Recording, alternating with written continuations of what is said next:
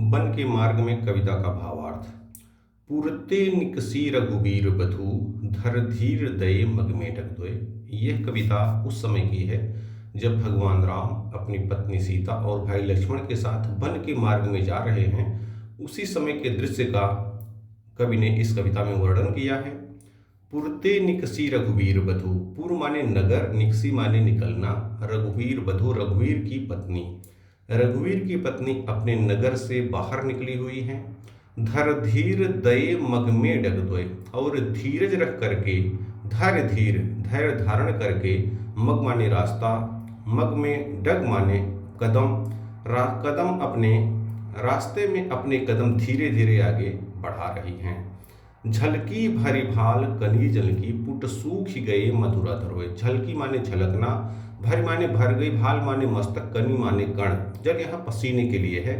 तो चलने के कारण, उनके चलने से जो श्रम हो रहा, जो परिश्रम हो रहा है, उसके कारण जो पसीना निकल रहा है वो उनके मस्तक पर झलक रहा है। पुट सूख गए मधुरा धरोए, पुट सूख गए, मधुर अधर, उनके मधुर ओठ, उनके दोनों मधुर ओठ पानी के प्यास के कारण सूख गए हैं। पुट सूख गए मधुरा धरोए। फिर बूझती हैं चलनो अब केतिक, फिर बूझत हैं, इसके बाद वो बूझती माने पूछती हैं कि चलनो अब केतिक, चलनो माने चलना, केतिक माने कितना, कि अभी कितना और चलना है। भगवान राम से पूछती हैं कि स्वामी अभी और कितना चलना है।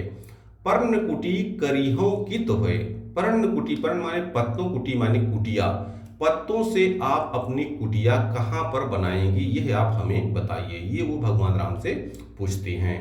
तियकी लखि आतुरता पियकी, तिय माने पत्नी, अपने पत्नी की इस आतुरता माने व्याकुलता, लखि माने देखकर, तियकी लख आतुरता, अपने पत्नी की इस आतुरता व्याकुलता को देख करके, पियकी अखियां, पिय माने उनके पति भगवान राम की अखियां माने उनकी आंखों से, अतिचारु माने सुंदर, चली माने चलना, जल माने जल की बूंदें, उनके आंखों से, उनके सुंदर आंखों से जल की बूंदें निकलने लगी, अर्थात उनकी आंखों से आंसू निकलने लगे, ऐसा कवि कहना चाहता है। तियके लखि आतुरता पे की, अपनी पत्नी की आतुरता व्याकुलता को देख करके भगवान राम की आंखों से आंसू निकलने लगे, आंखों से आंसू निकल आए। ये तो था पहले प्रसंग का अर्थ। दूसरे का, जल को गए लखन है लरिका परिखो। अब इसके बाद कहीं पर रुक जाते हैं भगवान राम और लक्ष्मण को भेजते हैं पानी को लेने के लिए। वही प्रसंग यहाँ पर बताया गया है कि जल लेने को लक्ष्मण गए हैं, है लरिका, लक्ष्मण जो लड़के हैं भी वो जल को लेने के लिए गए हैं।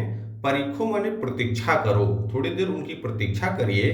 पिए छाह घरीक हो टाड़े, प्रियतम अपने पति के लिए कह रही हैं, छाया में खड़े होकर के, छाह माने छाया में, घरीक माने थोड़ी देर, ठाड़े माने खड़े होना, थोड़ी देर छाया में खड़े होकर के प्रतीक्षा उनकी कर लीजिए, छाया में खड़े हो जाइए।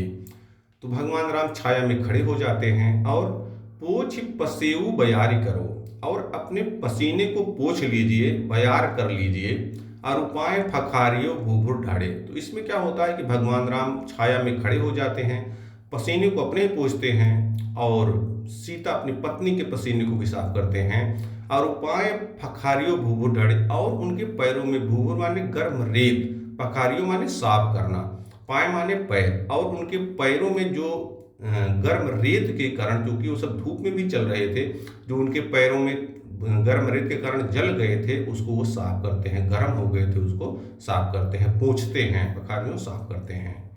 तुलसी रघुबीर प्रिया श्रम जानिके, तुलसीदास के शब्दों में भगवान राम अपनी पत्नी सीता के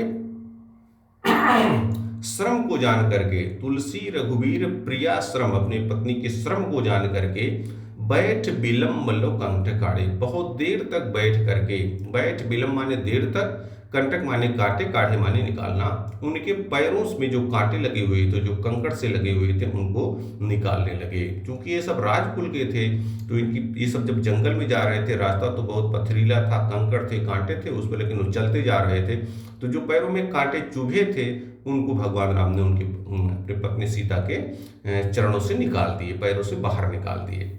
जानकी नाह को नेह लख्यो, और इस प्रकार से सीता जी, जानकी ने, नाह माने स्वामी, नेह माने प्रेम, लख्यो माने देखना, जानकी जी अपने पति के इस प्रेम को देख करके पुलकोतन, पुलक माने पुलकित होना, खुश होना, तन माने शरीर, उनका शरीर पुलकित हो जाता है। और बारी बिलोचन बाढ़े, वारी माने पानी, बिलोचन माने नेत्रों से, सुंदर नेत्रों से, बाढ़े माने बाढ़ आ जाना, निकल आना। तो अपने पति के इस प्रेम को देख करके जो जानकी जी हैं, सीता जी हैं, उनका शरीर प्रसन्न हो जाता, पुलकित हो जाता है और उनके नेत्रों से भी आंसू निकलने लगते हैं। बार बिलोचन बाढ़े, उनके नेत्रों से आंसुओं की बाढ़ आ जाती है, निकल पड़ते हैं। ये क्यों निकलते हैं? क्योंकि अपने पति के प्रेम को देखती हैं, कहाँ ये राजा बनने वाले थे, राजकुल के थे, और ये हमारे स्नेह के कारण, हमारे प्रेम के कारण हमसे कितना लगाव रखते हैं, ऐसा सोच करके उनकी आंखों से आंसू निकल आते हैं।